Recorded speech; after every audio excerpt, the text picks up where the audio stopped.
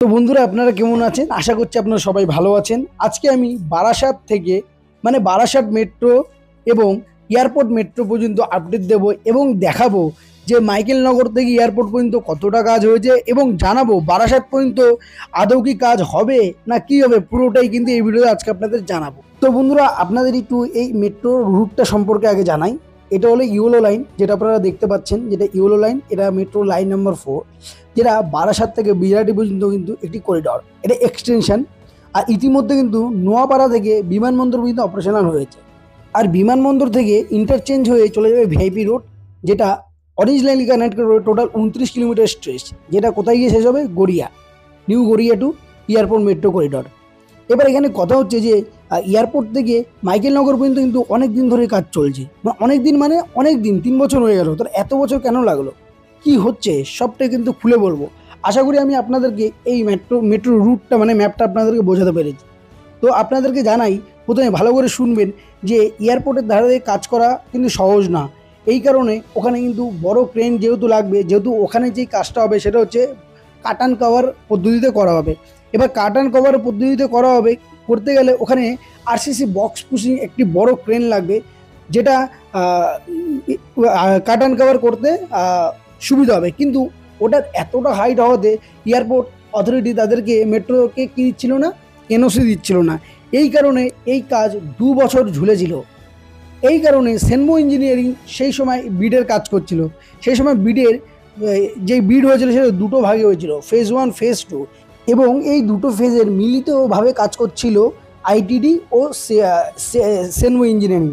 পরে যেহেতু এই 2 বছরের একটি গ্যাপ হয়েছিল এনওসি পাওয়ার জন্য, পরে আরবিএনএল কি করে, নতুন একটি টেন্ডার লঞ্চ করে এবং সেখানে যে টেন্ডারের বিডটি জিতেছিল, সবচেয়ে লোয়ার বিড জিতেছিল হচ্ছে আইটিডি। তো আইটিডি পরে পুরো টেক ওভার করে এই কাজটাকে। এখন বর্তমান ঠিকাদার আইটিডি, বর্তমান যে এই যে কনস্ট্রাকশনটা করছে সেটা হচ্ছে আইটিডি করছে। সেনবোর এখানে কিন্তু আপনারা মেশিন দেখতে পাচ্ছেন, কিন্তু এটা সেনবো ইঞ্জিনিয়ারিংয়ের না, এটা এখন পুরোপুরি আইটিডির। তো এখানে দেখতে পাচ্ছেন যে এটা হচ্ছে মাইকেলনগরের কাজ অনেকটাই আগিয়েছে। আগে কিছুটা আগে কাজ হচ্ছিল বিরাটির পর থেকে, এখন কিন্তু অনেকটাই আগিয়েছে। দেখতে পাচ্ছেন এই যে এইসব জায়গায় কিন্তু এখন কাজগুলো হচ্ছে। আর এই যে এখানে যে স্টেশনগুলো হবে, এগুলো সব কাট অ্যান্ড কভারে হবে। এবং বিরাটি ও মাইকেলনগর দুটো স্টেশনে কিন্তু আন্ডারপাস ও পেডেস্ট্রিয়ান আন্ডারপাস হবে। দুটো টানেল বানানো হবে এয়ারপোর্ট থেকে মাইকেলনগর পর্যন্ত। দুটো টানেলই কিন্তু কাট অ্যান্ড কভারে হবে। আর এছাড়াও এখানে যে এয়ারপোর্ট থেকে এই মাইকেলনগর পর্যন্ত যে দুটো রেল বানানো হবে, সেটা অ্যালুমিনিয়ামের বানানো হবে, সেটাও কিন্তু এখানে বানানো হবে। সেই সব কাজগুলো এখনো অনেকটাই পেন্ডিং। আর এইসব জায়গাগুলো দেখতে পাচ্ছেন কাজ হচ্ছে এখনো। এখনো কিন্তু প্রচুর সময় লাগবে। এই যেহেতু এখানে কাট অ্যান্ড কভারে তৈরি করা হচ্ছে, এই পদ্ধতি করতে একটু সময় লাগে। কারণ এখানে টিবিএম আনতে পারেনি, কারণ এখানে কিন্তু অথরিটি, যে এয়ারপোর্ট অথরিটি আছে, টিবিএম এর কিন্তু এখানে অনুমতি দেয়নি। যেহেতু এটা একটি ক্রুশাল এরিয়া, এই ক্রুশাল এরিয়াতে যদি টিবিএম এর কাজ করে, যেমন আমরা বউবাজারে দেখেছি, এরকম কিছু হতে পারে। এইসব চান্সেস জন্য এখানে কিন্তু কি করতে দেওয়া না, টিবিএম করতে দেওয়া হয়নি। তো আশা করি যে এই কাজটি খুব তাড়াতাড়ি হয়ে যাবে। তো আপনাদের আর একটা কথা বলে রাখি বারাসাত মেট্রো সম্পর্কে, যেটা মাইকেলনগর থেকে মধ্যমগ্রাম হয়ে নিউ ব্যারাকপুর হয়ে হৃদয়পুর হয়ে বারাসাতে গিয়ে শেষ হবে। এটার কিন্তু এখনো কোনো রকম টেন্ডার বের হয়নি। তবে হ্যাঁ, এটার ম্যাপ, এটার ডিজাইন, এটার কনস্ট্রাকশন কিভাবে হবে, কোন জায়গা থেকে এই রুটটা বের করা হবে, সেই সব কিন্তু খতিয়ে দেখতে বলা হয়েছে অফিসিয়ালি। এছাড়াও এই মাইকেলনগরের পর থেকে টিবিএম ইউজ করা হবে বারাসাত পর্যন্ত, পুরোটাই আন্ডারগ্রাউন্ড। 10 কিলোমিটার না 11 কিলোমিটার স্টেজ পুরোটাই কিন্তু আন্ডারগ্রাউন্ড হবে। তো ভেরি ইন্টারেস্টেড। যদি বারাসাত মেট্রোটা হয়ে যায় আন্ডারগ্রাউন্ডে, যেহেতু বারাসাতে একদমই জায়গা নেই, উপর থেকে কোথার থেকে বের করবে তার কোনো জায়গা নেই, তাই পুরো কাজটা কিন্তু টিবিএম এর মাধ্যমে আন্ডারগ্রাউন্ড হবে। এবং ওখানেই টানেল বানানো হবে, তারপরে ওখানেই কিন্তু সব মেট্রো স্টেশনগুলো ভিতরে হবে না উপরে হবে, সেটা আমরা পরে দেখতে পারবো। সেটা এখন কিছু বলা যাচ্ছে না। তো চলুন, যাই হোক বন্ধুরা, এই তো আপনাদের ডিটেলস দেওয়ার ছিল, যেটা আপনাদের নিউ মাইকেলনগর থেকে দেখালাম। এবার আপনাদেরকে নিয়ে আসি এয়ারপোর্ট মেট্রো স্টেশনটা, যেটা ভিআইপি রোড থেকে গিয়ে কানেক্টেড হবে বিমানবন্দর মেট্রো স্টেশনে। এবং এখানে দেখবেন, এখানে কিন্তু অ্যাফকনস কাজ করছে, এই দেখুন। তো ভাগে ভাগে কিন্তু করা হচ্ছে। অ্যাফকনস এখান থেকে কাজটা করছে, চিনার পার্ক উইনার পার্ক সব কিন্তু অ্যাফকনস করছে। আর এখান থেকে তারপরে যে কাজটা করছে, অ্যাফকনসের পরে যে কাজটা, সেটা হচ্ছে আইটিডি সিমেন্টিয়ানে। তো এই দেখুন, এটা হচ্ছে ভিতর থেকে যে রেলটা যাবে, যেটা ভিআইপি রোড মেট্রো থেকে একদম নিচে চলে যাবে, তার দেখুন স্ট্রাকচার এখানে বানানো রয়েছে। বিশাল এক বিশাল বড় এবং জায়েন্ট একটি স্ট্রাকচার এখানে তৈরি করা হচ্ছে।